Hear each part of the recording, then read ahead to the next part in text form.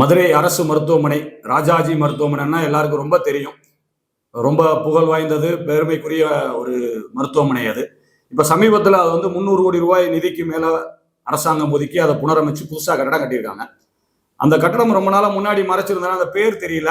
இப்ப சமீபத்துல போகும்போது அவங்க பார்த்தா அரசு ராசாசி மருத்துவமனைன்னு வந்து போட்டிருக்காங்க. ராசாசின்னா என்னன்னு தெரியல. ராஜாஜி நமக்கு தெரியும், மூதறிஞர், சுதந்திர போராட்ட தியாகி, சென்னை மாகாணத்தின் முதல்வராக இருந்தவர், பாரத ரத்னா உயர்ந்த விருது பாரத ரத்னா வாங்கினவர், எல்லாருக்கும் அறியக்கூடிய ஒரு நபர் ராஜாஜி.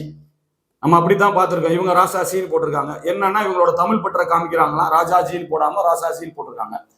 அவரோட பேர் கெஜெட்ல என்னவா இருக்குன்ற ஒரு அடிப்படை அறிவு புரிதல் கூட இல்லை.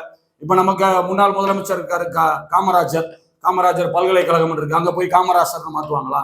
ஏன்னா இவங்களுக்கு வந்து பிழைப்புக்காக தான் இந்த மொழின்றதை எடுத்துக்கிறாங்கன்றது ஒரு சின்ன உதாரணம். இது அவங்க அப்பா காலத்துல இருந்தே திராவிட மாடல் முதலமைச்சர், நாடக முதலமைச்சர் இப்படிதான் எல்லாம் பண்ணிட்டு இருக்காங்க. அவங்களுக்கு தேவைப்படும் போது மட்டும் மொழி. சரி, அந்த மொழியை எடுக்கிறவங்க, அந்த மொழி இந்த பெயர் மாற்றம் செய்யறவங்க, பெயர் மாற்றம் முதல் உங்ககிட்ட இருந்து வாங்க. ஸ்டாலின் பெயர் மாத்துங்க. ஸ்டாலின் தமிழ் பெயரா, உதயநிதி தமிழ் பெயரா? உங்ககிட்ட இருந்து வாங்க. தொழிலுக்கு வேணும், சம்பாத்தியத்துக்கு வேணும், வருமானத்துக்கு வேணும், ஓட்டுக்கு வேணும், அரசியலுக்கு வேணும் தமிழ். ஆனா அது உங்க குடும்பத்துக்கு மட்டும் தேவையில்லை. மற்றவங்களை மட்டும் முட்டாளாக்குறதுக்காக இந்த இது. தயவு செய்து மக்களே, இவங்க தமிழுக்கு எந்த அளவுக்கு பாடுபடுறாங்கன்னு தெரிஞ்சுக்கங்க. இவங்க குடும்பத்துல யாருமே தமிழ் பேர் வைக்க மாட்டாங்களாம். ஆனா பெரும் பெரும் தலைவர்கள் இருந்த பேரை கெஜெட்ல மாத்தாம இவங்க இஷ்டத்துக்கு இவங்க மாத்தி வச்சுக்கிடுவாங்களாம்.